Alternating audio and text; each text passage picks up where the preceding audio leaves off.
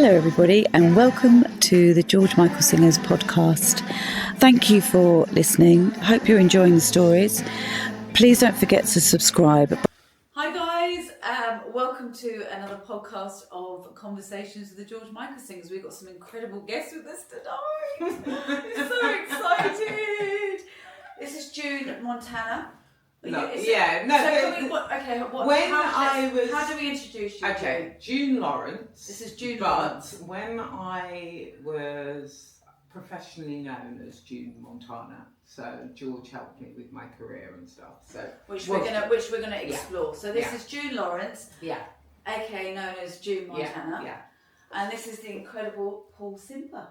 Yes, he didn't help me with my career. So my name never changed. Although he used to say that I looked like Charles Hawtrey. Yeah, he did, You sort of like Charles Hawtrey. So, which I agree. I was going to carry on the film. Yeah. Which was that? Oh, you're too young. No, you're I too remember young. Carry On films. Which character was that? The one that looks a bit like me. Keep it going round and round with that. Right, okay, well now we've got to watch all the Carry On films and try and go which Sid one. James, right? Is it Carry On, is that? Yeah, I wasn't Sid. No, I didn't have the Sid Sid. James. Sid James. I was the skinnier, eccentric one who might just drink a bottle of shampoo or something. Yeah. Not champagne. So these are our wonderful guests. Welcome, guys. Hi. Let's start, June. Let's start with you. So tell everybody a little bit about your story and let's find out about you and who you are. And you were a singer. I was a singer. So when I met George, I was singing, but I thought at the time a serious singer. It was so funny because I was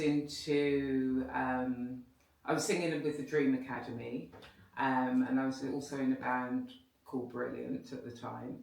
And George was one of those, I thought, kind of trivial, it's like, it was just pop. Pop. And then George and I met George through another friend called Pat Fernandez, who was in Wake Me Up Before You Go and Last Christmas. She was in the Last Christmas video.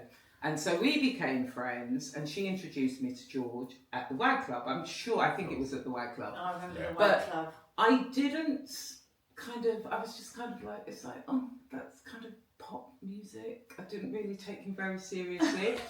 And then it's funny, one night we ended up going to the WAG, and it was just me, George, and David Austin. And there was a restaurant on the Finchley Road. I can't remember. We were trying to remember what it was called, but it was the only place that you could go to get drinks after hours. But they wouldn't serve you drinks in a glass. They'd serve it in a teacup. Oh wow! So we'd actually have because you couldn't at 3:30 in the morning. You couldn't. In the 80s, you couldn't legally serve alcohol. Was it teacup with a saucer? Yeah. No, so they'd bring a teapot over to the table, and they would pour. It was kind of like like America in the 40s. So it's like a speakeasy. Yeah. So you couldn't. But so there were a few places in London that you could go. This was one of them. Right. And it was in the Swiss Cottage. It's something else now. It's still there. The building's still there. I don't know what it is now. Anyway, so it ended up David, George, and myself. That was the first time we sat down and we spoke. And then we started, and I used to live just off the Finchley Road, and George was still in Bushy. So it was on the way home for all of us. Can you remember what year this was, Jane? It would have been, it was this time, like 84 or so. It was the first album. It was when they would Make It Big around that time. So yeah. But I don't even think so maybe it just been released. And so we were walking, so we went and had our drinks, we were drinking wine. And we walked along the Finchley Road, and there was a subway. This is so weird how you remember these bits. I can't remember the first time I met him, but I can remember the first time I took him seriously. And walked onto the subway on Finchley Road, and then he said to me, we were talking about music, and he said, what do you like? And I said, the Au Pairs. And he went, I love the Au Pairs. I said, you know about the Au Pairs? And these were a real indie band from Birmingham. I'm jumping. No, I mean, you really were. You had to really know your music to know the Au Pairs, and they were at the time my favourite band. What kind of music were they? It was kind of punky, but really, but George knew. He knew the Au Pairs. He knows And music. then I was like, oh my God, I've taken you seriously. And that was when we became, and I said to him, actually, you know me, I don't hold back. I said to him, I was like, I really like you now. And so we carried on walking. I was like, I've got so much respect for you that you know, because most people didn't know the Au Pairs. Right. So it was you had to really know your music to know the Au Pairs. Who they were. And George knew who they were. And then we just carried on walking down Finchley Road. They saw me off at the Arkwright Road, and then we became serious friends after that. That was when I first took him seriously. So tell me about your tell me about how. Yeah, tell me about yourself. So everyone's got a bit of a picture. Paint a picture of yourself. I was a music journalist. Well, you still are. I suppose Entertainment now. It's entertainment now, Okay. and TV, and Broader. I would not know now where to start with, being a music journalist now, as it were. Okay. I suppose because none of the papers exist, or Yeah, true. so it's True. different. But I suppose the thing, George's a year younger than me, but we were sort of both, I suppose, from out in the sticks really. I was like a farmer's son from Wiltshire, but I'd done a 1-year journalism course in Cardiff in 1980 and had met Spandau Ballet, who played one of their first gigs outside London at Tiger Bay in Cardiff. Oh, wow. And because of that, their manager Steve Dagger said, "Oh, if you ever need anyone to stay, come up and you can stay on my mum and dad's sofa in Holborn." That's where they lived in this council block.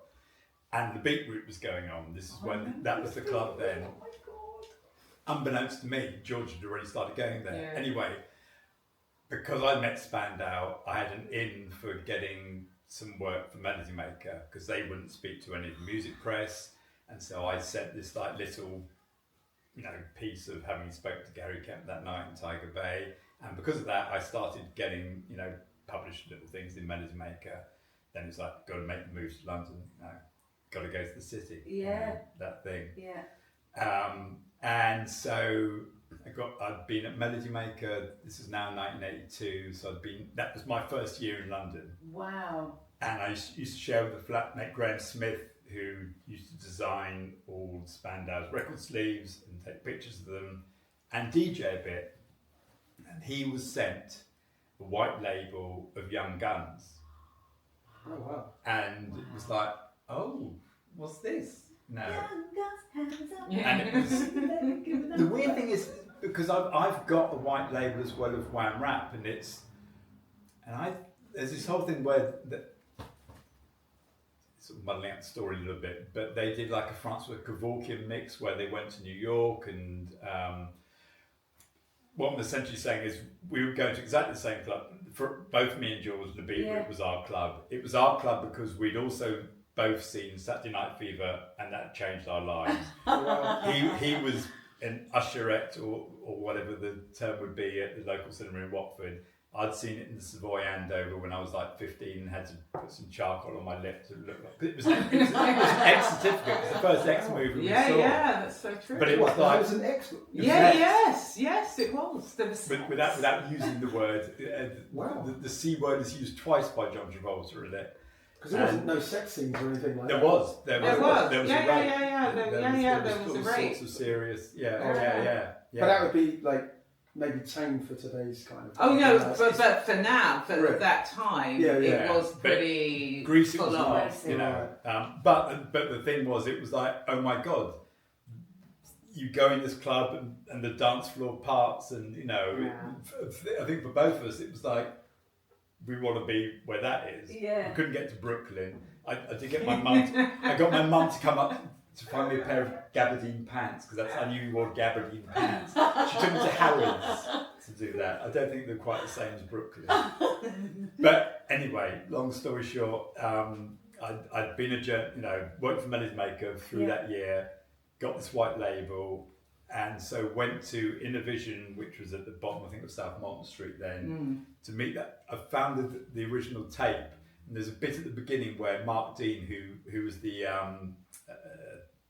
owner of Innovision, what's the word? No, he was the original manager, the A&R, wasn't he A&R?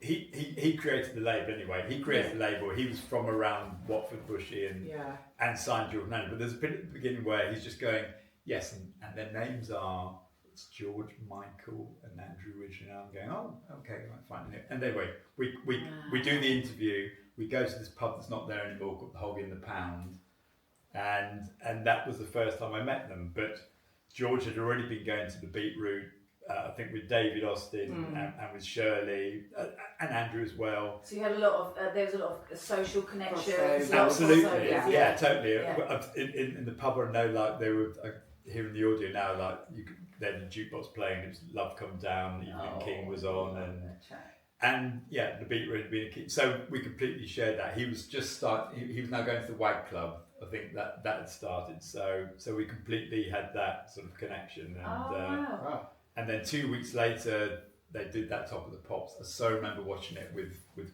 my flatmate. So you did that. So you did an interview for Melody Maker with George and Andrew. And Andrew, yeah. Right, okay, so just as young guns. It was teetering. I think they actually got. I can't remember whether it was Ferret and Spanner who they got some like extra promotion people in. It was something like it had got to 54. Yeah, I think Ferret and Spanner. Maybe it was. Yeah, maybe it was Ferret and Spanner. And it could have gone either way. And Wham Rap hadn't been a hit, so this was a big deal. Right. Anyway, they got Top of the Pops. Because Ferret and Spanner at the time were the biggest. Yeah, absolutely. They were doing all of them. They were. They're radio pluggers. Yeah, they were the biggest radio pluggers at the time. Okay. But when they did that first Top of the Pops, I mean, I think I remember, everyone always goes on about Bowie and Starman and everything, but for me, I think Top of the Pops made the biggest impact was that first one they did, because they nailed absolutely everything. George nails every single camera angle. Yeah. And as Shirley said, they've done it all, in George's bedroom. George's bedroom with a poster of Spandau Ballet on the wall. And, Shirley says like there was a time where the first time when they were dancing together, and it's such a Saturday Night Fever thing, where she suddenly saw him noticing people watching them dancing, and being excited by it, and she's like, "Oh, because he'd been really shy," and she was like, "Oh, you are really shy, but you're enjoying this." So there's this other side to you. Well, they obviously felt that something was starting to really happen, wasn't it? Yeah. So that's how you met. So that was it. So the interview was published. Young Guns was a huge hit, and I then moved to, because pop music had suddenly become so big. Which he obviously had a massive part in. Absolutely.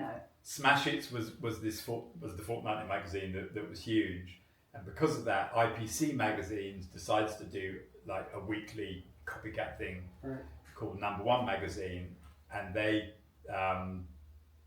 hired me and various other journalists, Karen Swain and people who'd been on other music papers to become the staff for that. So when that started in April '83, it was, I think the issue 1, the back cover is a picture of George and Andrew for Bad Boys. I think Bad Boys is maybe reviewed in the first issue. Wow. And then by that summer, it's now like the big four. So it's Wham, Spandau Club, and Duran, with Frankie added the year after. But so I kind of moved exactly even more into where Wham would be.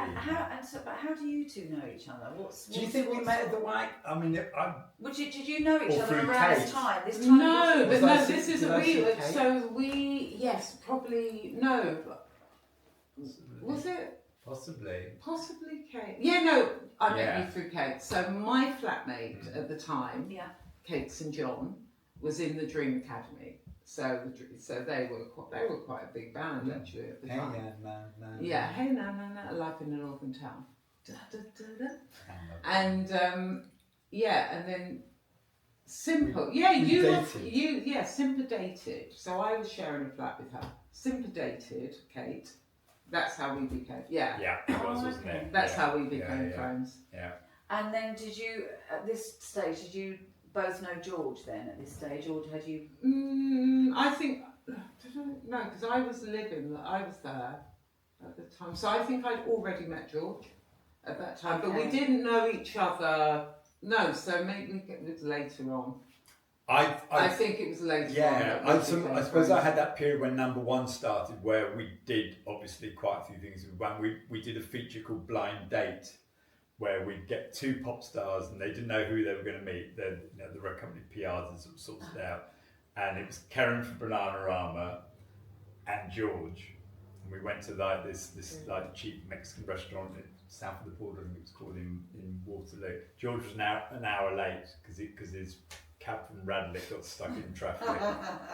The thing I remember most though was that we were like on the 26th floor at IPC magazines, and he had a cassette of Baseline, as it was called then, Ray of Sunshine, and he came and we'd done the lunch with Karen, and then he was like, oh no, I'll come up the office. So Because he wants to play the Of course. tape.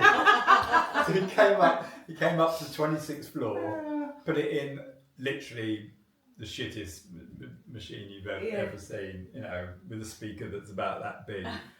Everyone else just on their typewriters. Oh, yeah. And it's like, and we're then, of course, it's still one of my favourite songs, but it was like, everyone else, what's this going on? But, Actually, I remember what happened. God. You interviewed me for number one. yeah. Oh, That was yes. how we met. You interviewed me for number one. Yes, I did. And definitely. then There was George- a photo shoot. I remember Yeah, doing yeah, that. we did a photo at shoot Mike and an Pryor's interview. Hospital. That's how we became friends. And Yes. it wasn't even because of Kate. No. And then Kate's I, out. yeah. No, but No. unpacking all these Yeah, memories. no, but like, it's really- we're going Yeah, I way forgot back. about this. We definitely. yeah, we did. That was the first Yeah. time we met. Yeah, Then we yeah. became friends.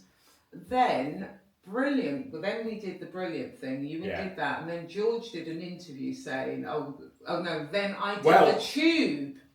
Okay. Did Right. the Tube Did with Brilliant you? live. But I was so nervous, and then George did an interview afterwards for number one. He said, when June gets over her nerves, Well, not only did he do that, for the 1985 number one readers poll, okay. he filled out his form, and his favourite female singer for that year was June Montana. Oh, I love Oh, it. wow.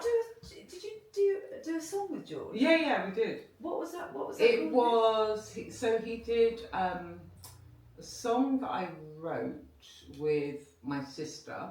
I've got and it. he- I've got it written down. Yeah, here. it's How Many Hearts, Sandra. That's it. How many? Really? Hearts? How Many Hearts. And then today we were signed, so Andros Yeah.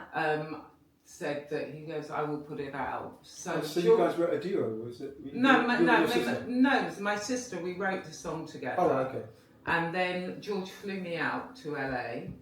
And then we went, and he used when he had those American girls, he had the Perry American sisters. sisters. Oh. Perry sisters. Yeah, so they Sharon did- and Laurie. Yeah, so Yeah. they did I mean, honestly, it was like 5 days in the studio. He just flew me out to do that. Wow. So what year Wow. was that then? I don't know. No. Anyway. And then, Shall I say? Because I think I might possibly have the year written down here. Do I? could be like 95 or something. I Oh don't gosh, know. okay. Oh, that late. Yeah. Yeah. I mean, yeah, Oh, wow. well, yeah. What was And it called? How Many Hearts? How Many Hearts? Oh no, because I've got Oh something. no, did I do? No, I did that with David. It was David's I've got it. label. Yeah. David's yeah, label. yeah. How Many Hearts? So when did you do? Because you did a track in 1989 with Stockade and Waterman. Stockade and Waterman. That was Was that brilliant. before? That was brilliant. That was yeah, before. that was brilliant. Is that the one? I Need Your Love. Is that the one that Shirley? No, that's not. No, she didn't do I Need Your Love. Well, what did Shirley? Shirley worked on Did Shirley Brilliant. Lewis? Oh, Yeah, did Shirley she? worked on Yeah. Brilliant. Yeah. I Need Your Okay. Love Right. was with Alex and Phil. Oh yes, yeah. So Alex it's another, Godson yeah, and Alex Phil Godson, Bloomberg. yeah. Alex, So that- Alex Godson, who was in Eighth Wonder, and then Yeah. and then worked with us when we did our little disco duo, me and friend Jackie Yeah. O'Sullivan, and Phil So did Bloomberg. you do music as well then? Yeah, I was in the yeah. disco duo in the 90s. Were With you? Well, we'll Jackie get to that Sullivan. story, which George came to one of our showcases thanks to my mother. Oh, well, this is what I love about George because he always connections. He loved new artists. Yeah. He Yeah. loved new music. He knew a lot about music, Yeah. and he loved. I don't know, it bringing people in and lifting Yeah, them yeah, up and yeah, elevating yeah, them. If someone- absolutely. If he could help. If Yeah. he could help, he would bloody well help. Yeah, So no, he flew you out to LA. Yeah. So it was David. I think David had heard the That's song. like David Austin's name keeps Oh, popping is up it? everywhere. And then David. It so was always it was, there. Yeah. So I think that was when I met you actually. So David signed me to his label. Which is Master Record Company. Yeah. So and then George flew me out to do this song. And then he thought it was like, but he was going to master it and everything. But then it's just like, where people, no one wanted to do it. So he tried to sell it to, who was it? Those people that did some band, some German band who were quite big at the time. And we were like, yeah, this is their song. This is kind of stuff. If anyone knows who they are, I don't know, but do you know what? It's really interesting because people listen to these podcasts and they all they'll do their little bit of research, won't they? What were they called? They were huge. They had one huge hit, and it was like a reggae song, but they were German. Not Milli Vanilli. No, not that. Kraftwerk? Even I can remember. Sorry? Kraftwerk? No. That's in it. No. Did David produce it as well? Did David produce it? No. It was a girl and a guy. Maybe it was two girls and two guys. And it was like a reggae beat, but a pop reggae beat. Two girls, two guys. Someone will find. That one. Yes, all that I want. Yeah, it was them. Ace of Base. Yeah, it was them. Where Ace of Base. did that come from? Ace of Base. No, Ace of They're yeah. not So were they German. German? Ace of Base. No, But you're right, it probably is Ace of Base. No, but no, it's a Ace of German. Base. Where were they from? Danish. Ace of Base. Have you got Shazam on? Or Danish or something. Danish. I think they're Danish. It was them. Oh, Yeah, so he right. then tried, because he Well did done. it in that kind of style, Yeah. so he said it's perfect for them, but they didn't want it. Brilliant song anyway. Damn. It's a brilliant song. It was a brilliant So song. when did you he flew you off to LA, but when did you carry on doing music? When did you decide, or did you continue doing music? No, or not did really. You just, Not really. Yeah, not really. no. It just It's so you get to the stage sometimes where you just feel like you're hitting your head against the brick wall. I think a lot of musicians And do. also, unlike you guys who have immaculate voices and good ears, I don't have that kind of. I can sing and I will sing along with things, but I don't read music. I can't. I hear what I hear, but no one else hears what I hear. But you know what, kids, to be fair to you though, I mean, in life, I love that. but how You many are artists definitely a at that character, time and Jim. even now that have got the same kind of whatever and they're doing well? They're not great singers. I was never, Because if you've got a good production team around you. yeah, and also I think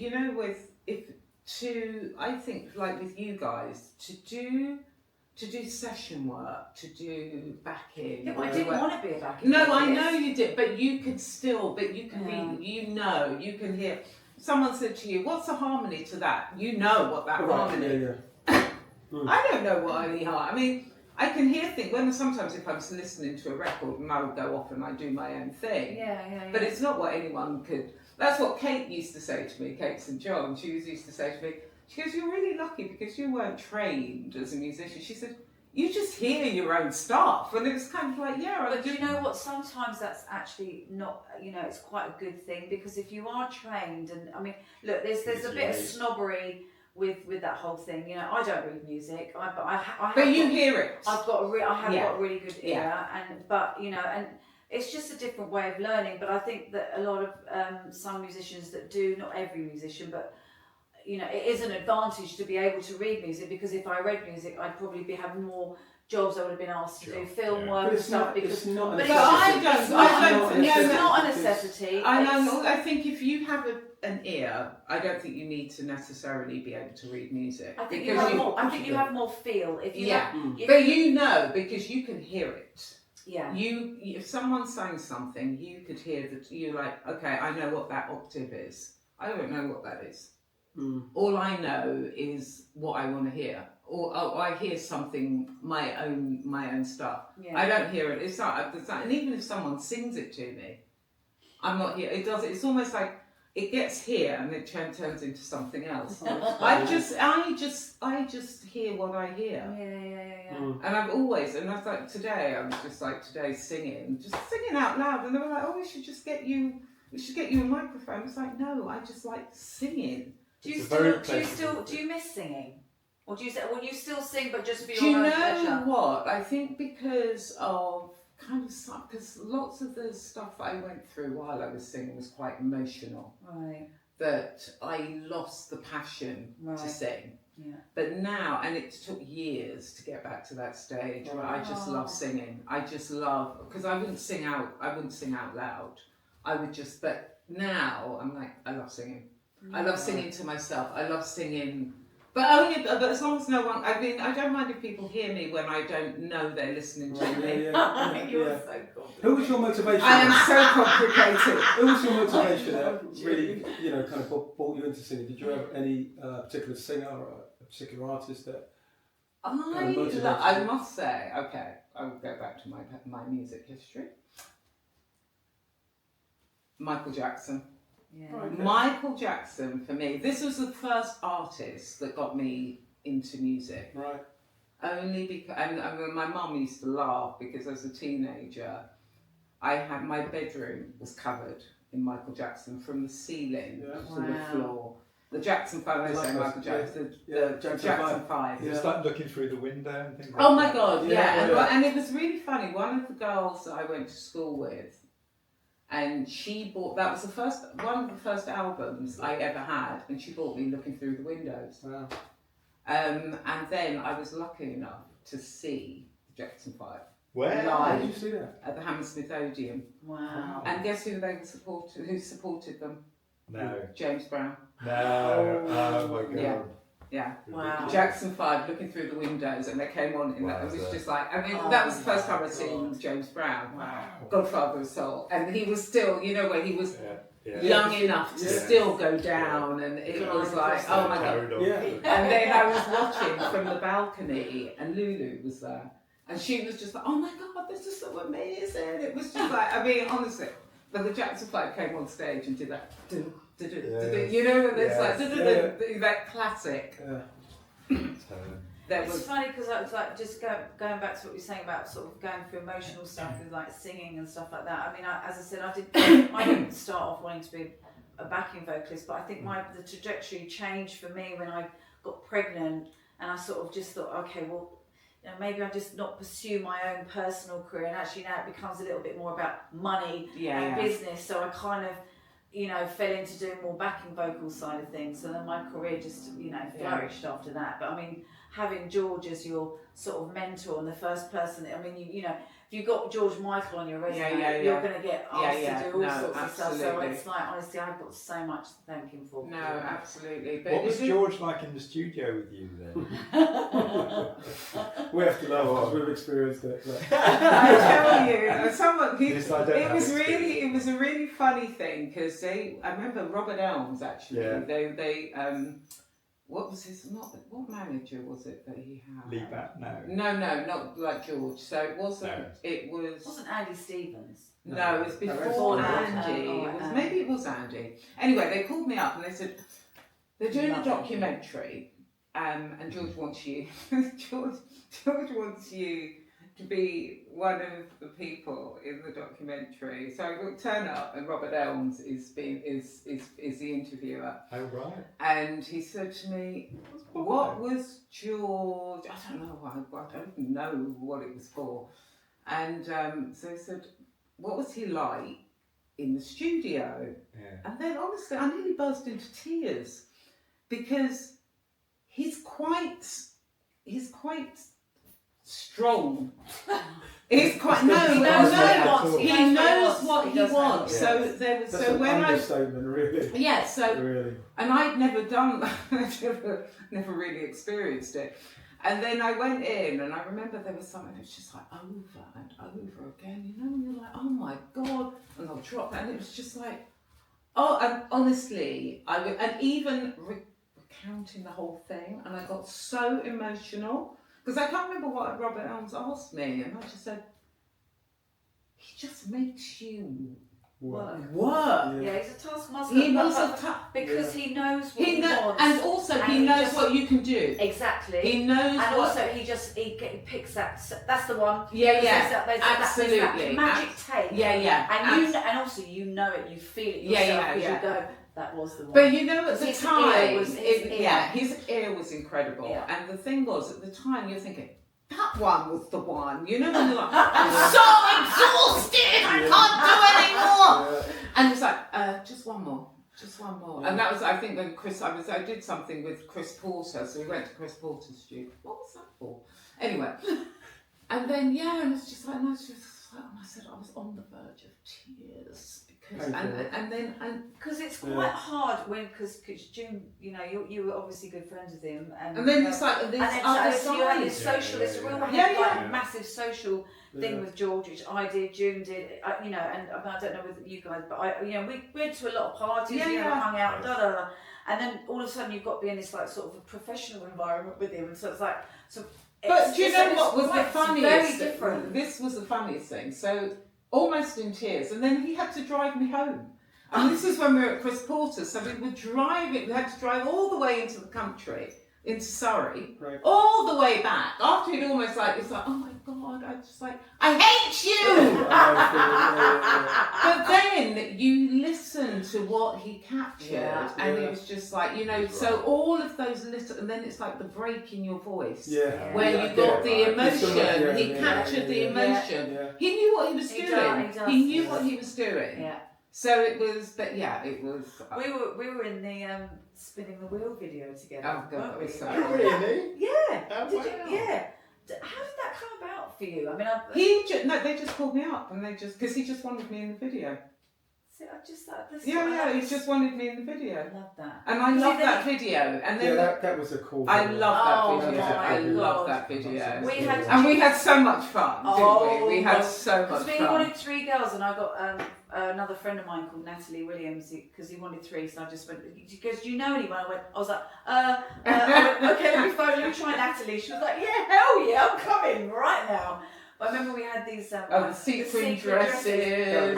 And we were doing this. Yeah. I mean, how many hours? We were doing this for like. And it was Vaughan and Anthea as well. So I knew Vaughan and Anthea because my sister, it's like everyone knows, my sister used to be, they used to work for the same production company. And it was like Vaughan and Anthea at the time. Yeah, Vaughan and Anthea were like some amazing they directors. also did Fast Love, didn't they? Yeah, as well? yeah. They were. I mean, really, I would love to speak to them. Yeah. They were married, right? Yeah, I don't know. I'm not sure. But they were such a good team, and they were, in a way, very much like George. It was all attention to detail. Yeah, totally. I mean, those videos are just. And I miss those videos. We don't have those. Well, and also people don't spend that money. No, anymore. No. Right. It's a completely different time where people are not going to spend that money. Yeah. I just remember the video. We were literally doing this wiggle like for hours and hours and hours, and like all of us we were like walking off set because our left butt cheeks was hurting so much. But I remember June kept going, bloody hell! Like she kept all these seats because we were sweating because they were all sick and blood. Hurry up, George! You know, you'd be like, come on, get the scene done. And I wasn't very good with sort of cameras, but I do remember it had to do quite a few takes because I kept looking. There was about 3 cameras like sort of rolling around, and they keep getting shots of me looking at the cameras. I was so naive. I didn't know what I was doing, but it was fun. It was very fun. Tell me your story about what you were just saying about your mum. What's right? Well, his mum is not called his mum. His mum is Mrs. called. Simper. Everyone knows his mother is Mrs. Simper. Simper. Even I called her Mrs. Yeah. Simper. Everyone Mrs. calls Simper. her Mrs. Simper. okay? So Everybody. she's not mum then. No. She's George my called mum. her She was Mrs. my Simper. mum. Yeah, but everyone called her Mrs. So George Simper. knows your mum. Right. How did this? Do you know Jackie O'Sullivan? Maybe not. From Bananarama. Jackie replaced Siobhan in Bananarama, and so was in Bananarama. In the is it 90s? Was it late from 90s? 87, 88 through to early 90s when you've produced. Anyway, me and Jackie were best mates. We were all part of this gang together. And after I finished being a music journalist at Number One, which was in 1988, we decided we were going to do this little disco duo.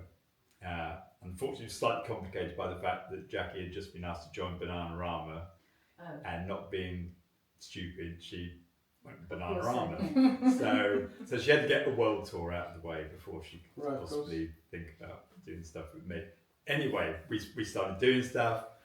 We did a couple of showcases and in like Soho and things. And one thing that would always be a constant with these showcases would be they would have my mother, Mrs. Simper. I don't know why it was all our friends called her Mrs. Simper, and then it was just catching. So in the same way that I wasn't Paul because there was because Paul Rutherford was Paul.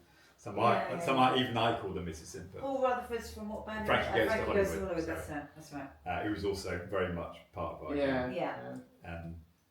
That George would come and hang out with as well. Anyway, so it was the third showcase at this. Now someone has a connection. I think it's you with this club, Maximus. Yes. Leicester Square. I used to DJ there. Yes, that's what. I used to DJ there. So we're doing a showcase there. Mrs. Simper and her country friends have come up and are going for dinner first at Signor Zilli's. So this is like we're meanwhile getting the show ready and everything. She's with her lot. And then about halfway through dinner, she spies in the corner of another corner of Signor Zilli's, minding his own business, just trying to have a little bit of dinner. Yeah. George, possibly with David Austin. How can the story be complete without David in it? Anyway, she's like, oh, isn't that George Michael? And everyone's like, yeah. You know. She's like, well, no, Paul knows him. You know, yeah. Anyway, I'm going out. I'm going to go and say hello. Right, okay, they can't stop her. No. So the next thing, he's sort of fork past halfway to his mouth, and she barrels up with her beads on, her pearls on, and is like, hello, I'm Jean Simper. I'm Paul's mother. And he's like, this is right in the middle of the Sony court case and everything that's going on. You know, probably a fairly stressful time. So it's also the start of what was the label that he started initially? Aegean. Oh, was that initially? I think it was Aegean was before the master. Aegean was first. So this. No, Master Record was first, and then. Oh no, Aegean was the last. Aegean was the last one. Okay. Because I was. This is Andros, wasn't it? Was that? Andros. Maybe. Andros and. This is Christmas '93. So okay. but anyway, so that was sort of happening. Anyway, she's like, "Are you coming to see my son?" And he's like, "He comes to all your concerts." So, we of course know nothing about this. Me and Jackie are already down at Maximus with our dancers, Jodie and Bayo. Did you do that? I don't think you did this one. No, I didn't. No. June had been our backing vocalist for the first couple of shows as well. And Sue Tilley and again Alex Godson was a part of this. First we hear, we're at the venue and they're like, George Michael's here. Wow. Basically, Mrs. Simper it worked. She worked her magic. Yeah, she worked her magic. We came out on stage. First people we see are basically my mum. Sort of Luca Brasi in the Godfather movie, who was a sort of enforcer. She sort of almost stood by George. Make sure you can. Maybe she was going to say making sure bouncer. So she was like a manager. She for that moment in time, she might have well Security. been. And he came. The next day we got our first piece in the Daily Star. It was all around. Oh, George is going to sign us to Aegean, which was obviously. Nothing being said whatsoever. But yes, it was decided.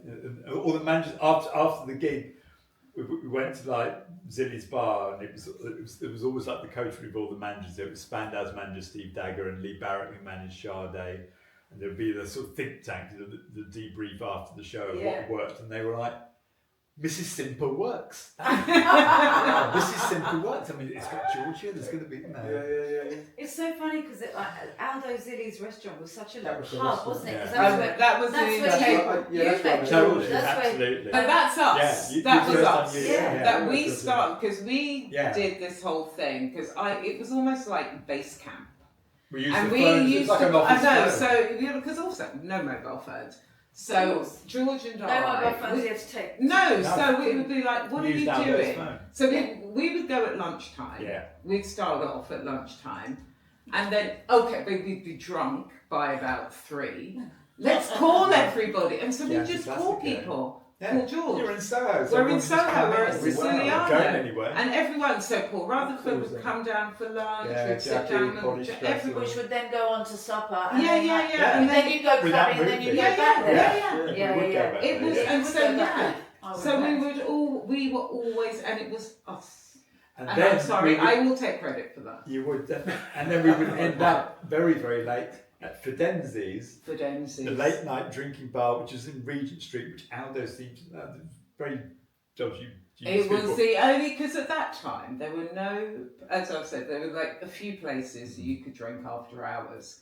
Was that another secret? This is now like 4. No, in the well, morning. this one- It was, It got on downstairs, but absolutely deserted, with a tiny dance floor the size of that, Oh, right. and the only people dancing on it, We're up. to Wham, would be me, you, and George. Yeah. But He it was. did like dancing to his own Did music. like, Yeah, we were yeah, happy no, to dance to absolutely. that. No, but he And used the to DJ couldn't say. refuse. No, but he used to say, if you can't dance Dance. to your own music, Yeah. who's going to Exactly. dance to it? That was it. Exactly. And I was like, actually, you're right. And that was where we came up with the name for him. We'll be all polite on It'll the be all night. polite on the night. I'll say that again. It'll What? be all polite on the night. Because what used to happen, so we'd go, so Fidenzi's was for after hours for all the Yeah. people that worked in Soho. Yes. But so, and then you had the die-hard clubbers. It was like, if you wanted to carry on, you would go there. George was the most polite of people. So you'd sit on, everyone's completely drunk, you'd sit there. Gurning. And then you get these people just coming. I remember there was one night, George and I were sitting on the stairs, just like, talking away. And this person came down, and when people just interrupt you, Yeah. you're deep in conversation, and then it's just like, but that was the amazing thing about him. He always took the time. That was Yeah. nice. Always, and that was when that's where the Real Simper polite, came up with polite. it. I bet you gave them a look though, didn't you? I gave them a look, but because it was they were his fans. Ah, so okay. yeah, Oh, they really were fans. respectful. Okay, They fine. were. Yeah. I mean, even I remember once being at the Ivy with him, and this is the only time I actually remember him saying something to someone. And we were having dinner, a few of us, and he was sitting, and someone came up to the table while we were eating dinner, and he said, "I'm really sorry, but do you mind waiting until we finish dinner?" Oh, And then he goes, "I will do whatever, but we are in the middle of yeah. a meal." But that was polite. I mean, Yeah. But he always took the time. Always took the that's time. nice, And there's some people, where they don't care. They really don't. But he didn't. He would always. It was just like, I'll do whatever you want, but let's just finish dinner, and I'll then. come to your son's gig. Just let me finish. my Yeah, pasta. just let me finish my pasta. And that's when Simper came up with it, it was like, we'll be all polite on the night, because he was always so, Yeah. because, it was like, they're fans or whatever, Yeah. it's like, Yeah. I'll give them the time. Do you remember? Did you come to? You were at the launch for the older album at the Ritz. Did you come to the Ritz? Yeah. Oh, I don't think I did. Did you come to? I don't know. I don't remember. Oh, Yeah. I don't know. Why would I be? I don't Because know why you weren't invited. Were you in the I country? can't remember how we What got. was it like? Yeah. So tell us about Oh it. my Yeah. god! It was just. I remember just. I've never obviously been to such an incredible hotel in my life. Where was And I this? just at the Ritz in Paris. Oh wow. I have no recollection of how we got there. Oh no, because he did one at the Ritz in London as well. For But you were the one at the yeah, I Ritz, was at weren't you? that one as well. 'Cause That actually. I forgot about that. That was wild. Can you remember walking through that tunnel? Yes. But it wasn't a tunnel. It was just a corridor of a hotel, but it felt. But it was they were all colours and Yeah. they were, Vivid, It was, but vivid the colours. colours were actually shops. All right. No, because they were just kind of little alcoves. Right. But they were kind of, Cartier this side and something else that side. And, It's funny because I was just we had another guest on last week, and we were chatting about being at one of George's parties, and I ended up in the toilet with her. But I remember this time I was in the loo with you at the Ritz. I remember I'm sure it was me, you, and George sitting in the loo just chatting. That's something. It's always a good place to chat because there's no music playing there. Can I just interrupt? Yeah. I can remember. That reminded me of when we went up to. Did you come up to Birmingham once? It was for one of his launches of one of the albums, but it was when the Iraqi war case started. It was was it his birthday? And we went into this club. And it had all been decked out for his birthday. Maybe it's his birthday. It was either a birthday or a launch of something. But it was when they went into Twin Towers. No. Was that during Cover to Cover? Because I remember they used to be on, and during rehearsals, George would always be watching. I know that was. No, I think this was a birthday party. And it was a party, but it was in Birmingham, so maybe it was for a show. And we walked in, and then it was the most depressing thing because they'd just declared war. Yeah. And we were all sitting there. It was like Iran, and we were just, and then everyone started thinking, it was like, oh my God, I might have to go off to war. Be soldiers, not us, not me. Was that 1990? Not me, but the boys. Yeah. In the 90s, and it was just the most depressing part. And no one turned up because there was just a few, and everyone was watching the TV. What was the best George party then, do you think? I think for me, the 30th. His 30th birthday party. Which one was that? That was the one. That was good, but not the 30th was when we did the karaoke with Tony Hadley. This is the farmhouse. This was the one at the farmhouse. Yeah. So beforehand, so for his 30th, he did.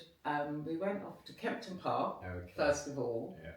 So it was me, Brad, Shirley, Pepsi, Martin, a few of us, the bananas were there as well, and he took us all to the races. So we started the day at the races. I didn't win anything, and then after that, then we drove to the farm, to the farm. And then we had, it was a 70s theme. Yeah. So you had to, not only do you have to prepare for so you couldn't go like that to Kempton Park. You had to have another outfit ready to go to, so went to the farm and everyone, so we had all these dressing rooms ready for us to get dressed. We all got dressed. So everyone else had to get ready beforehand, but we got dressed, because we've been out all day. And it was amazing. So he had the bands, the stage for the band. He did put on a good party, didn't he? Oh, I DJed with Fat Tony. I can't even remember that. No, until George took over. Because he's like, play You're the One for Me, DJ. But that was normal. Right. It was so normal. Yeah. And then there were like the food stalls everywhere. And we got home the next day and was like, I didn't eat anything. I didn't eat anything. I didn't eat a thing. Why not? Because I forgot. I was having such a good time. And then about 3 o'clock, when suddenly the party finishes and you're like, where's the food? Everyone packed up. I was starving and they didn't keep anything out for you. Those were the days before. But now, you see, when later on. Were you at that party? Yes, we then went back to Jackie's. You got some pictures of with Fat Tony actually. And I remember I think I had all my. I hadn't gone as George, but I had my George tassel jacket and everything. So I remember doing a different corner back at Jackie's and Tony just wearing Jackie's cat as a hat. Fat Tony, yes, Fat Tony. Cat? Yes, the cat. Just wearing it as like a... Wow. I'm trying to imagine that. Were you at the Cowboys and Angels? Yeah. Yes. That was a good one. Yes, I DJ'd for that as well. That was you going, you got to go back on now because they're not dancing downstairs. did You I? come back down.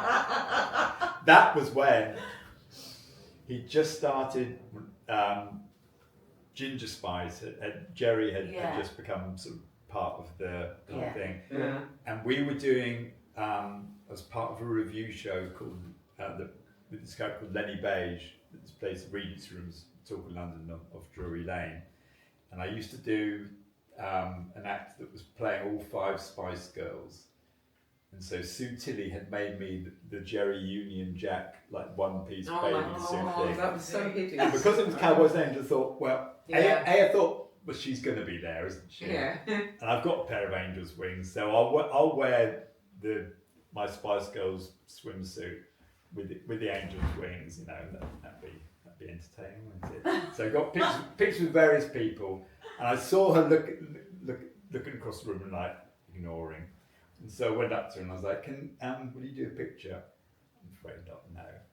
So I went over to George and was like, George, Ginger won't do like a picture. And he's like, okay. Look, you know, I know he looks a bit strange, but he's a very old friend of mine. So would you mind doing a picture? So there's a picture of the 3 of us. She's got the most rictus smile. I look very happy.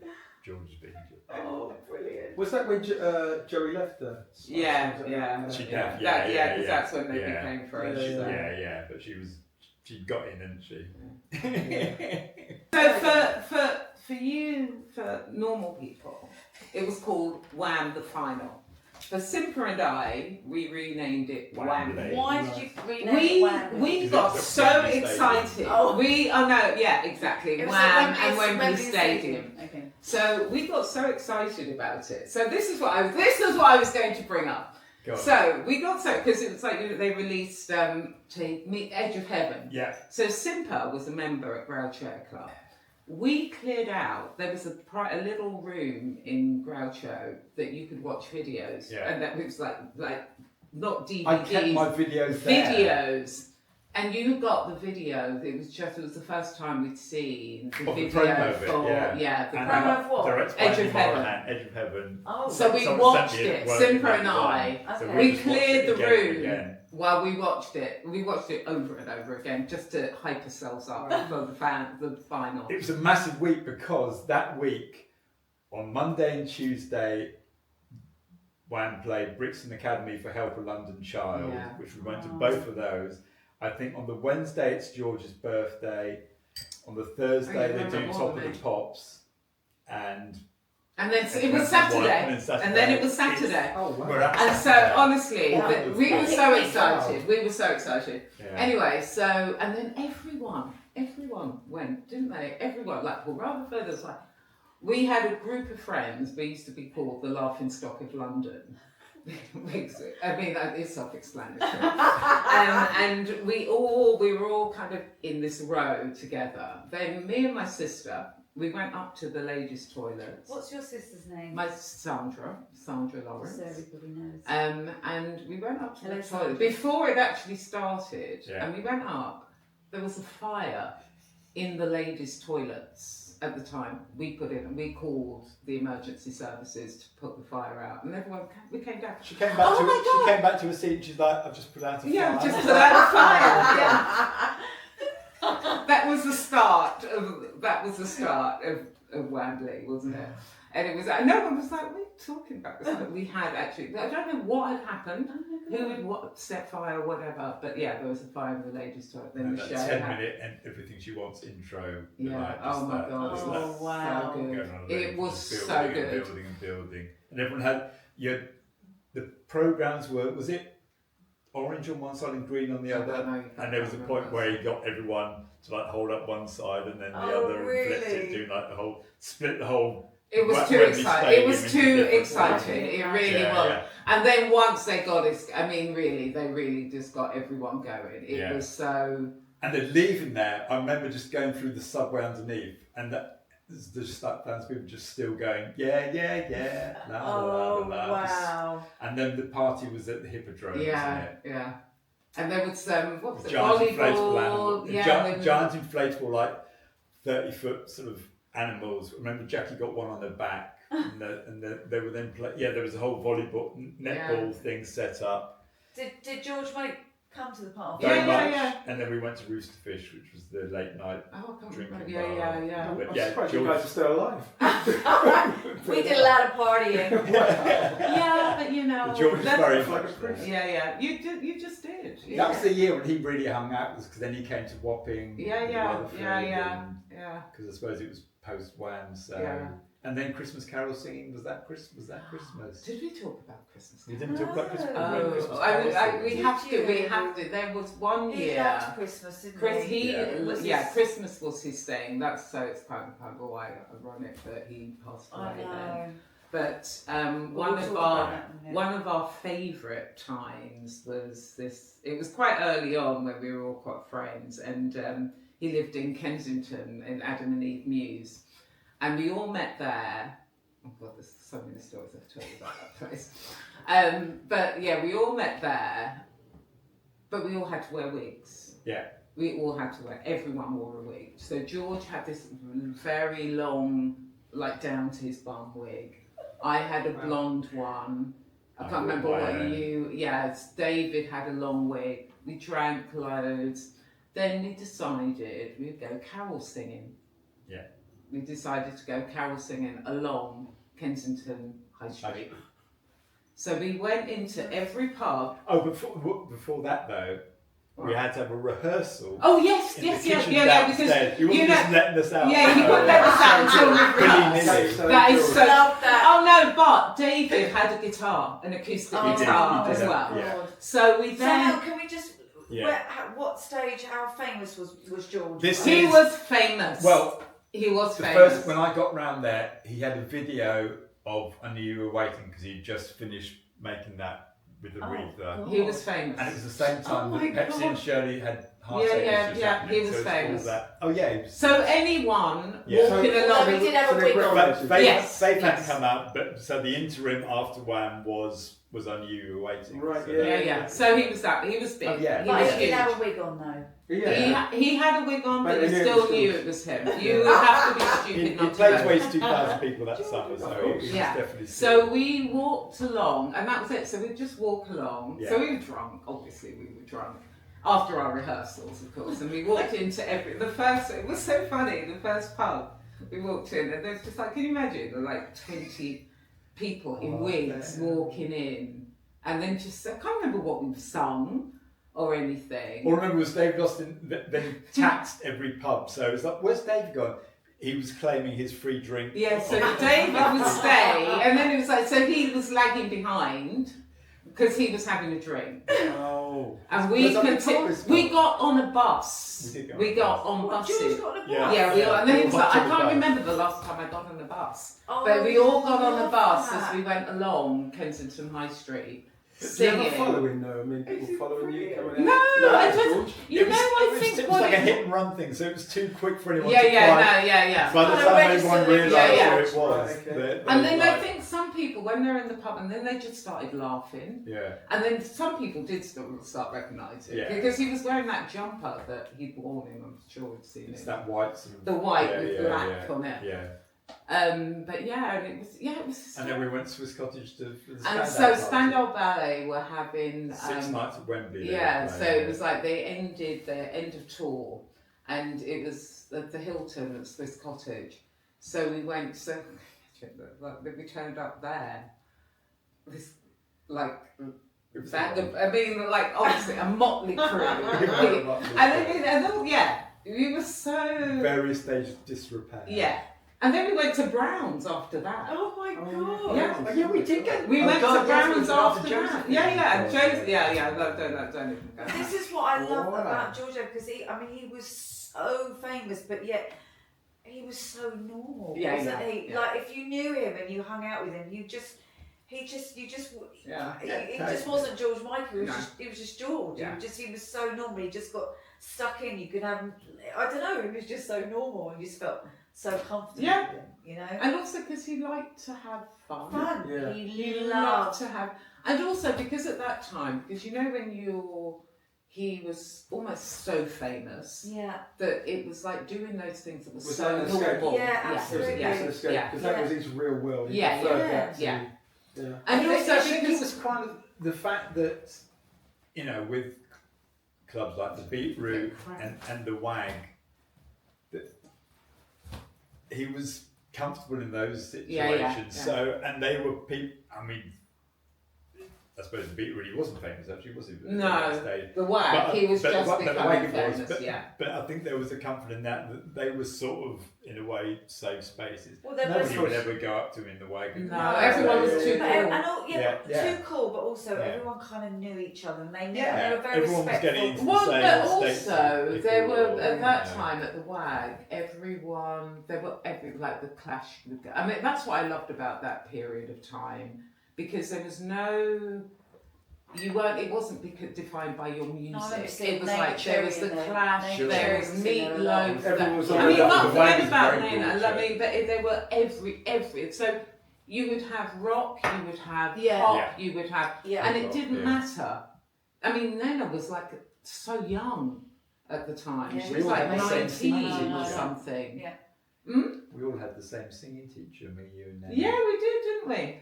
Marshall. Yeah, but so it was kind of everyone with Meatloaf. I mean, Yeah. it's The like Meatloaf. everyone. Chrissy Hind. Yeah. Everyone would go. Yeah. So Damon from Brookside. everybody. Damon from Brook. No, but We were so excited to see Damon from oh Brookside. yeah, no, because I used to love Brookside then, and it's like there's all these famous people. It's like me and Simper, Damon Okay. from Brookside. That was our highlight. But yeah, with like music wise, it didn't matter. And then, so at that time, and then any artist that came over would go to the Wag. Yeah. And it was, actors, musicians, everybody. yeah. And so it wasn't about, it was a safe place for Marvin Gaye went everybody. to the Yeah. Beetroot. Everyone Yeah. went to the Beetroot, everyone went everywhere. It's amazing because there's no places like that anymore. No. It No, just doesn't sadly. exist, which is No. I mean, so And many also stuff because, gone. I think sadly. because there isn't, because at that time you didn't have mobile phones, Mm. so no one would. You Oh, had yeah, it your wasn't privacy. intrusive. Yeah, of course. Absolutely. You had your Yeah. privacy. Yeah, right. So yeah. you would say So you the were next paranoid. day it's like, oh my god, guess who was at the club?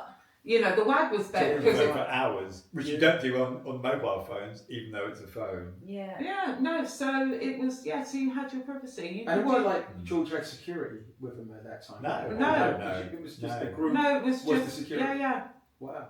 Very few people. And he did. I mean, at that time. time when I first met, he didn't even have a group.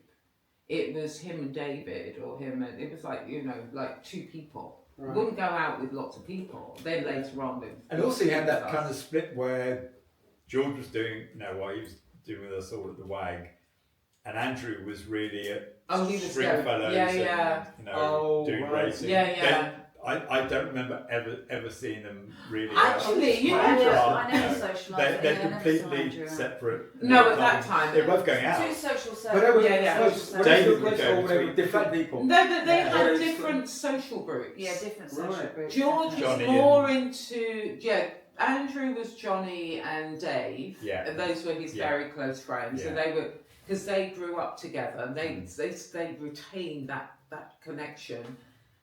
So they would do the Stringfellows. It was very it's more interesting. Stringfellows. Yeah. Whereas George wanted the kind of real. It was like where the music was, where Right. because that was what he was into. Yeah, You know when you think Very of the earthy. soul. Yeah. Well, there was that that. he There was, loved. I remember a key thing. In '84, I slightly dropped Wham because I didn't love Wake Me Up as much and Freedom. Oh my after all the god! clubs. Don't tell me this. Well, this is when, and it was Frankie Goes to Hollywood at that. It was the summer of Frankie, and so I'd slightly, switched camps slightly, and then at Christmas time, I remember so vividly on Boxing Day at my mum and dad's, they played Everything She Wants on the radio, and I was like, Oh my god! Back I'm in. there. and that night, and either Yeah, that you threw away night, Frankie. I forget Frankie. either Don't throw Frankie away. Oh, you did. either that night or the next night, I was shot back straight up to London, went to the Wag, George is there, Yeah. and like really fucking love Everything She Wants. He's like, oh, well, I've got the 12-inch here, but he was just about to make Black Tony play, and he was like, you'll love this even more. but it was definitely a really key thing that he deliberately, this is not dissing. No, I love both those other records now, but It's more that was the poppy, more change. Motown, Yeah. But he was not about to lose the club scene that he had grown up in, and Everything She Wants absolutely nailed that again. It's like, I've done that, and I'm still continue to do that, but I've also got this.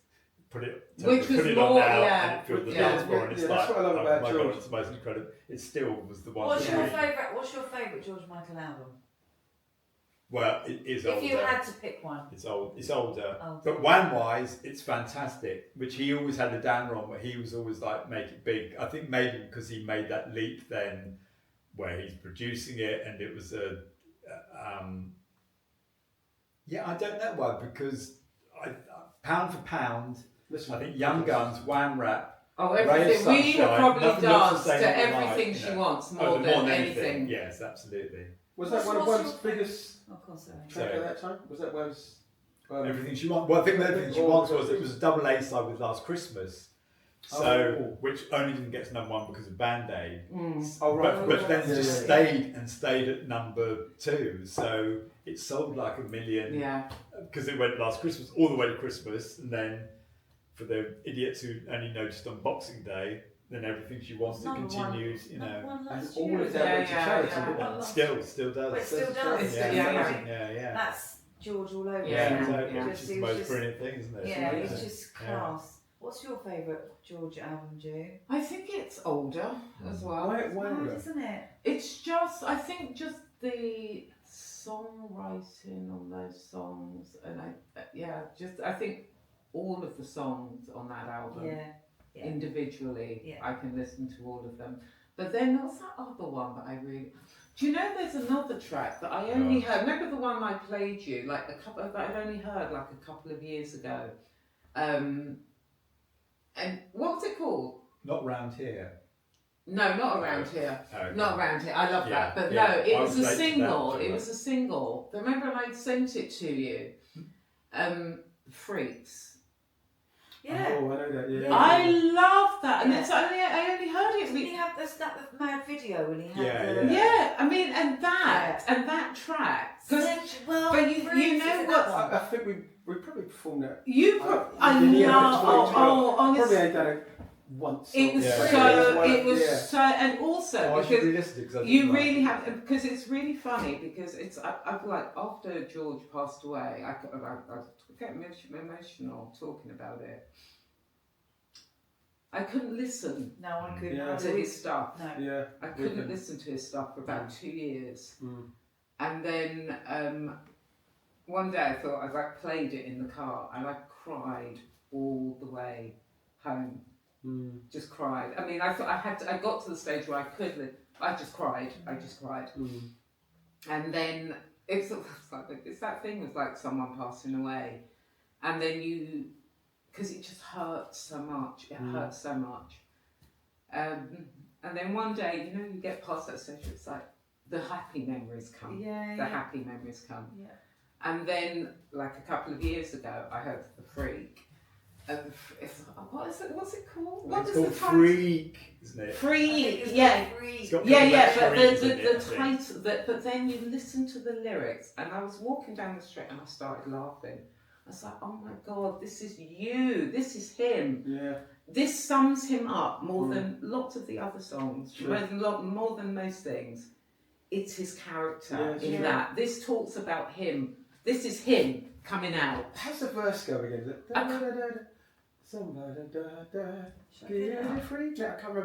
There's some lyrics in that it's kind of, it's George. It's weird you say that because that's what I felt. I mean, I think we performed there and it was really spontaneous. We rehearsed it a couple of times. We never knew when that track was actually coming. And there was one show, I can't remember what show it was, but he just decided to do it, and we decided it on the day. Yeah. I had that feeling because that's the first time I actually listened to it lyrically. The lyrics. I kind of thought, that's George. Yeah. It's George free. Yeah. Being and saying what is really him. Yeah. More than anything. More than anything else. Is that a muscle thing? No, not that one. it's It's not not this that one. one. No. Sexual No, it's Not not this sexual one. freak. No, it's not This is that called one. Freak. No, it's not that one. I want to, what's it called? I want to. It's not.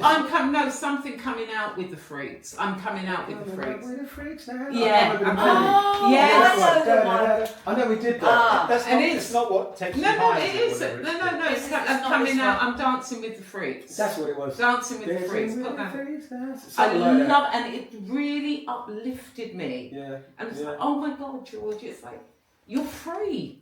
Yeah. Yeah. I'm It's dancing with the freaks. Dancing Yes, with the that's it, freaks.